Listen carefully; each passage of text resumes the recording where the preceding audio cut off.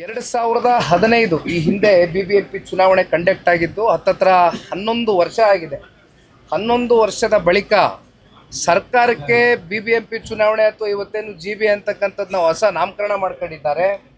ಇದನ್ನು ಕಂಡಕ್ಟ್ ಮಾಡಬೇಕು ಅಂತಕ್ಕಂಥದ್ದು ಅವರ ತಲೆಯಲ್ಲಿ ಬಹುಶಃ ಲೋಕಲ್ ಬಾಡಿ ಎಲೆಕ್ಷನ್ಗಳ ಬಗ್ಗೆ ಅವ್ರು ಮಾಡಬೇಕು ಅಂತಕ್ಕಂಥದ್ದು ಅವ್ರ ಮನಸ್ಸಲ್ಲಿ ಹಾಕಿಲ್ಲ ಅಂದರೆ 2.5 ವರ್ಷದ ಅವರ ಆಡಳಿತ ವೈಖರಿ ಜನ ಬಹುಶಃ ಸ್ಥಳೀಯ ಚುನಾವಣೆಗಳಲ್ಲಿ ಅದಕ್ಕೆ ಉತ್ತರ ಕೊಡ್ತಾರೆ, ಕಾಂಗ್ರೆಸ್ನ ತಿರಸ್ಕಾರ ಮಾಡ್ತಾರೆ ಅಂತಕ್ಕಂಥ ಒಂದು ಭಯ ಇದೆ.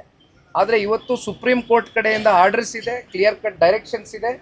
ಜೂನ್ ತಿಂಗಳು ಒಳಗಡೆ ಇವತ್ತು ಚುನಾವಣೆ ಪ್ರಕ್ರಿಯೆಯನ್ನು ಮಾಡಬೇಕು. ಜೊತೆಯಲ್ಲಿ ಈಗಾಗಲೇ ವಾರ್ಡ್ಗಳು ಡಿಲಿಮಿಟೇಷನ್ಸ್ ಆಗಿದೆ ಮತ್ತು ಈ ತಿಂಗಳು 23ನೇ ತಾರೀಕುವರೆಗೂ ಕೆಲವೊಂದಷ್ಟು ಅಬ್ಜೆಕ್ಷನ್ ಫೈಲಿಂಗ್ಸ್ ಏನಿದೆ ಕೆಟಗರಿಗೆ ಸಂಬಂಧಪಟ್ಟಂತೆ ಇದಕ್ಕೂ ಕೂಡ ಅವಕಾಶಗಳಿದೆ.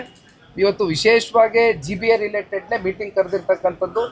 ಪಕ್ಷದ ಚೌಕಟ್ಟಿನಲ್ಲಿ ಅನೇಕ ಬಾರಿ GBA ಕೋರ್ ಕಮಿಟಿಯ ಅಧ್ಯಕ್ಷರು ಅರ್ಕಲ್ಗೂಡು ಮಂಜಣ್ಣ ಅವರು ಮತ್ತು ಕೋರ್ ಕಮಿಟಿಯ ಸದಸ್ಯರು ನಾವೆಲ್ಲರೂ ಕೂಡ ಚರ್ಚೆ ಮಾಡಿದಂಥ ಸಂದರ್ಭದಲ್ಲಿ ಪಕ್ಷದ ಚೌಕಟ್ಟಿನಲ್ಲಿ ಹಲವಾರು ಚರ್ಚೆಗಳು ನಮ್ಮ ತಾಲೂಕಿನ ಅಧ್ಯಕ್ಷಗಳು ಯಾರಿದ್ದಾರೆ ಬೆಂಗಳೂರು ನಗರದಲ್ಲಿ, ಜೊತೆಯಲ್ಲಿ ಇಲ್ಲಿ ರಮೇಶ್ ಗೌಡರು ಕೂಡ ನಮ್ಮ ಜೊತೆಲಿದ್ದಾರೆ. ನಾವು ಮಾತಾಡಿದಾಗ ಎಲ್ಲೋ ಒಂದು ಕಡೆ ಇದು ಒಂದು ಕಾರ್ಯಕರ್ತರ ಚುನಾವಣೆ, ಆಕಾಂಕ್ಷಿತರು ಜಾಸ್ತಿ ಇದ್ದಾರೆ, ಹೊಸ ನಾಯಕತ್ವ ಹುಟ್ಟಾಗ್ತಕ್ಕಂಥದ್ದಕ್ಕೆ ಇದು ಒಂದು ಒಳ್ಳೆ ಸುವರ್ಣವಾದಂಥ ಒಂದು ಅವಕಾಶ ಅಂತಕ್ಕಂಥದ್ದು ಎಲ್ಲರ ಒಪಿನಿಯನ್ ಆಗಿದೆ. ಆ ಭಾವನೆಯನ್ನು ಸನ್ಮಾನ್ಯ ದೇವೇಗೌಡರು ಸಾಹೇಬ್ರ ಬಳಿ ಕೂಡ ಹಂಚ್ಕೊಂಡಿರ್ತಕ್ಕಂಥದ್ದು ಆಗಿದೆ.